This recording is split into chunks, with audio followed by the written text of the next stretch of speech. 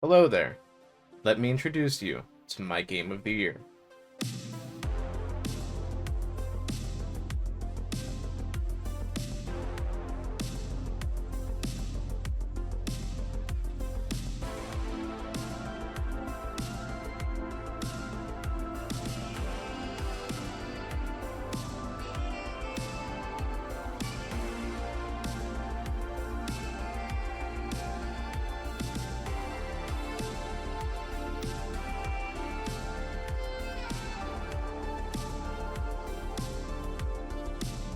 This is Mullet Mad Jack, a roguelike unlike anything you've ever played before.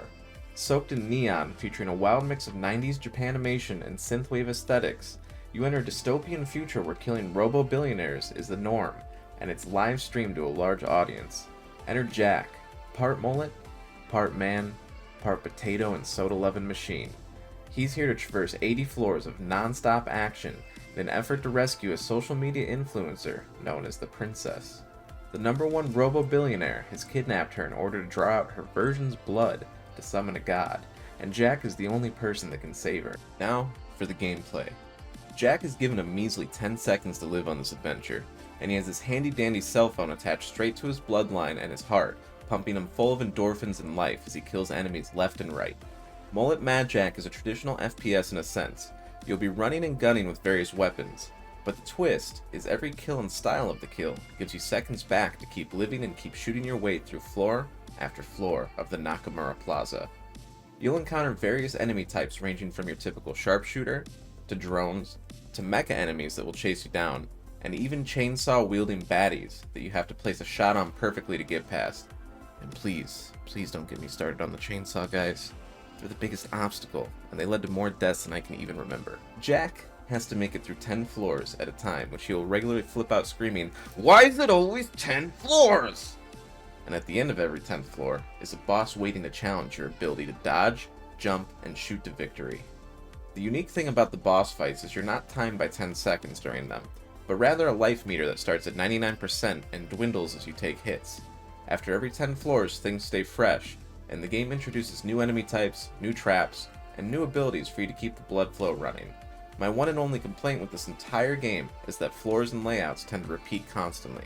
But in the end, it doesn't really matter because you're moving at such a fast pace, and the action is so intense that you don't really notice. The game offers the main campaign, but also an endless mode where you fight through floor after floor until you die to place your best time on the leaderboards against other players. It also offers a slew of difficulty modes ranging from a boomer shooter mode, where you're not timed and you can play as you desire, or others such as easy, normal, and a permadeath mode which also has a leaderboard. As of review week, I've already been chasing other content creators' scores non-stop. I'll get you, G-Man Lives. And I know it's something that is going to keep me hooked for a long time after release. On to the visuals and sound. So when it comes to the visuals and sound part of the game, it's purely orgasmic. This may be a bit biased, but if there's ever a game made specifically for me, it would have to be Mullet Mad Jack. It has a blend of 2D and 3D art style to it, and it's absolutely beautiful, invoking pure 90s anime aesthetics crossed with synthwave and cyberpunk vibes and visuals. Mad Jack is a feast for the eyes and the neural synapses. I know we already discussed gameplay, but the endgame of the campaign mixed with the visuals and voice acting and everything else going on made me feel something no other game has made me feel. And the best way I could honestly describe it is emotionally horny? That's what it is when I've tried talking about the game to friends. That's how it made me feel. I don't know. Audio-wise, Jack's voice actor kicks ass. And there's literally a 90s protagonist upgrade you can get that makes him spout off one-liners non-stop, channeling his inner Duke Nukem or Ash Williams. The voiceover work for your handler and all the other characters are top tier as well. Synthwave music accompanies you non-stop throughout all the action, and it's truly top tier stuff for the genre. Weapons all sound punchy and hit hard, notably the shotgun, which is one of the best feeling and sounding shotguns I've fired in a game in a long time. This entire game is just a sensory treat. All in all, Mullet Mad Jack is a very strong contender for my game of the year.